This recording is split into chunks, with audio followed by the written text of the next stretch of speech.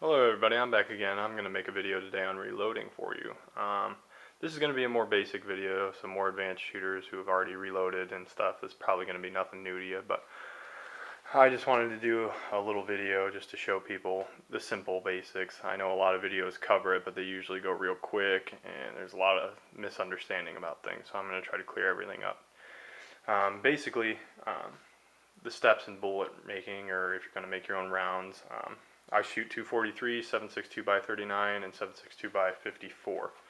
And those are all reloadable depending on the type of brass you have, if you have brass. But today I'll be showing you 243, that's pretty common.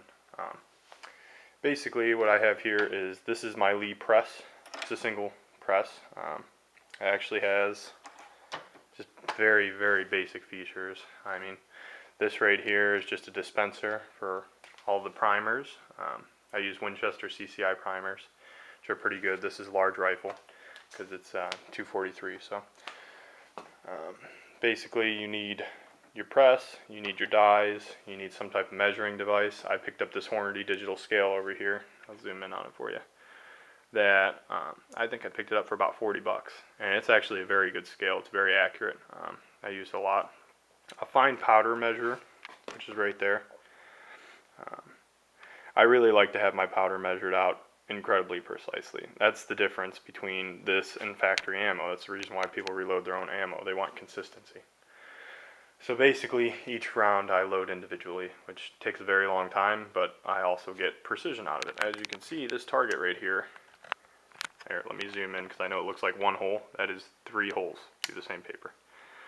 And that grouping was .37 out of my Remington 700 SPS. Now, .37 is match grade accuracy. Every round is in the same hole, legitimately. So, this right over here is my little test sheet. This is what I use to judge, the difference between factory ammo and the ammo that I produce. So what you have is bullet seating depths. There's a lot of different depths for bullet seating, and if you find just the sweet spot on it, you will get precise, like very, very precise groups. So right there in the middle is, as you can see, Winchester White Box. I believe that was .352 for a grouping, which isn't bad for factory ammo. But then again, it is a very accurate weapon too, so it kind of made up for the factory ammos not being so hot. But basically, each test that I did one up there in the upper left-hand corner, one in the upper right-hand corner, and these were all at different bullet seating depths until I found the one that was the best for my particular weapon. Now, the one directly above it is .64, and then I believe my best grouping, let me try to find it, it's 1, 2, 3, 4, 5, yes, right in the middle there. It is the top group, so, or not the middle, right over here, sorry, excuse me. And I found the most precise group. A lot of people tell you to go buy a guide. Like a lineman's guide is very good. You're going to get accurate rounds out of it, which I have a lineman's guide, but I really don't like to use that so much, just because every weapon is different. Like the headspace is going to be different. Everything's going to be different about it, so you need to find the precise dimensions that fit your weapon for the accuracy. So like mine is, I believe, .5 over what lineman's guide estimated for the most accurate rounds that I can produce, as far as I can tell with these 100 grain Sierra Pro Hunters, which very, very good round, by the way. I'll show you guys those real quick. These are the Sierra Pro Hunters. Not overly expensive, and they're worth every penny. I mean, you get very, very precise rounds out of these, but these are soft points. I do a lot of hunting, so I love the soft points, and I can crank these out with a particular load that I use. I can push these out at around 3,100 feet per second, which is very fast for a 100 grain round coming out of a 243. So basically, I'll show you guys the steps you got to go through. Over there in the left-hand corner is my tumbler, that little blue drum-looking thing. You basically toss all your spent cases in there.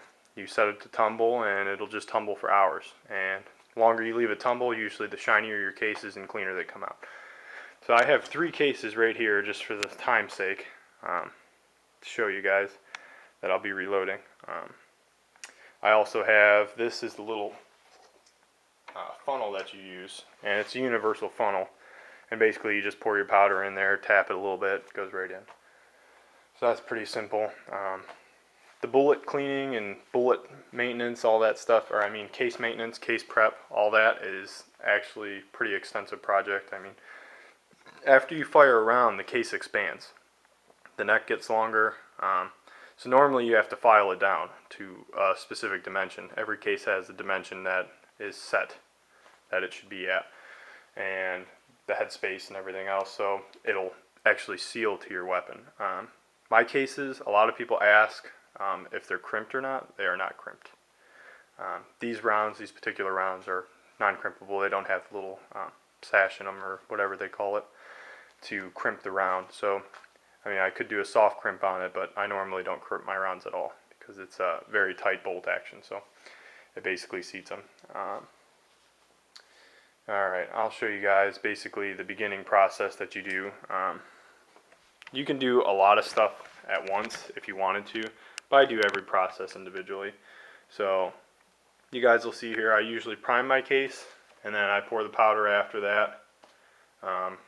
After all my cases are primed, I'll prime all my cases first, get that out of the way, and then I normally pour the powder into each of them, and then I seat the rounds after that. But yes, another thing that people ask is how to set your bullet seating depth. There's a lot of ways to do it. There's a lot of people who make better videos than I do about how to do that. I know there's different methods of figuring out the precise measurement and everything, but I find it a little more fun just to trial and error. You just put a little bit in there, you know, you seat it at different lengths every single time, and you see which one provides the best grip. Just clean your weapon, you know, you keep it in the same condition for every set of rounds, and you'll find out which one's the best. This particular knob on top here, this little shiny knob, is what you use to actually set the bullet seater, which mine's set perfectly for what I have it for, which is 3.650, which is my bullet seating depth, which is the overall length from here to the very bottom, so that I know every time I measure it, it is going to be the same. The overall length of the case is 2.630. I give people, you know, different loads to try. A very good load that I like to use is this IMR 4350 powder. A very excellent 243 powder. Burns a little slow, but it pumps out some pretty incredible velocities with heavier rounds, so it works very good. I use either 41.5 grain or I use 42 grain per case. 42 is the absolute max. You're getting high up there in pressures and everything else, but I've got a pretty strong bolt action, so you really don't want to mess around with too much powder in a lot of these situations. If you have a semi-automatic, for example, you'll run into a lot of problems, but if you have a bolt action, I mean, a lot of them are stronger than what the factory rating says, and a lot of them can take a little more than what the lineman books say. They have to play it on the safe side so that someone doesn't load too much powder, blow up their gun, and then, you know, they're screwed. So basically, I found out you could put a little more in there. I think 42 is as high as I'll go with it, and it's really pumping out the velocity at that point. So right now, I'll just show you guys the steps I go through. So basically, I'll take this case here. I'm going to prime it. So on every die it has, or every press, you have to have multiple things. Like this is just a shell case holder. It's a number 2, I believe, lineman for these 243 caliber rounds, which it just holds your case in place while you're, you know, doing this. This is a very, very cheap little cap dispenser, and it does its job, but sometimes you got to manually load it. I mean, this is a cheaper press, but basically you just give it a nice little push, and it'll seat your primer for you pretty good. I'll prime all these real quick.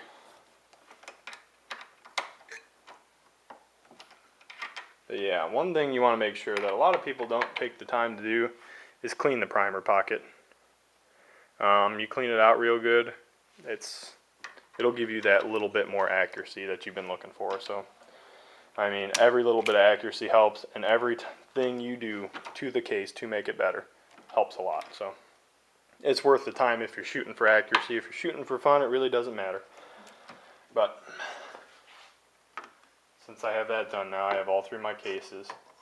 And I always put the funnel in there because you don't want to double load a charge. That would be very bad for you. So here we go. My scale's at 0. Just going to start. There we go. And basically I'll take it right up to 41.5. And this fine powder measure does a really good job measuring out individual grain. So, I mean, once you get up there, you can just barely touch it. And it'll just measure out a bunch of grain for you. Or a little bit of grain at a time.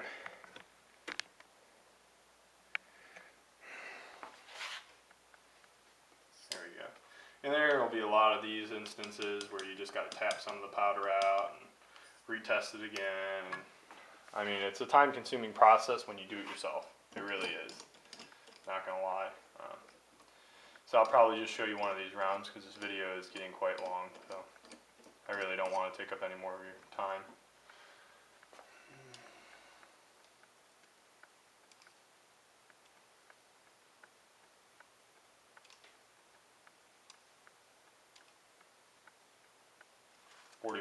.5 exactly. Now you just kind of toss the powder in there. Make sure it's all in there.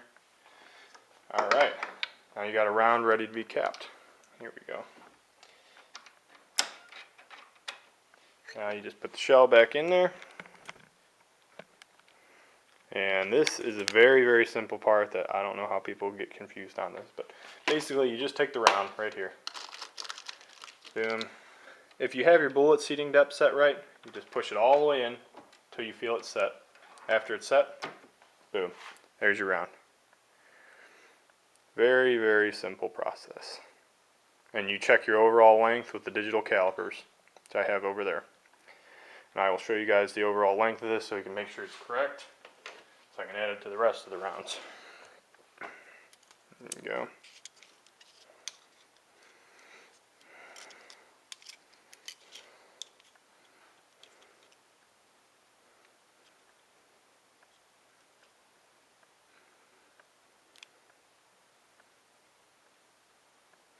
Alright, 26.31. It's about as good as it gets. 26.30 is what we want, but 2.631, like within 5, you're doing pretty good for overall length. But I try to keep it if it's not quite right. Normally it's because it has these lead tips on there, and the lead tips aren't all completely uniform, so I give it a little space on that. But basically that's how you create a round. I'm not going to waste any more of your time. If you guys have any questions, just email me or leave me a message, something, post. Thank you for watching.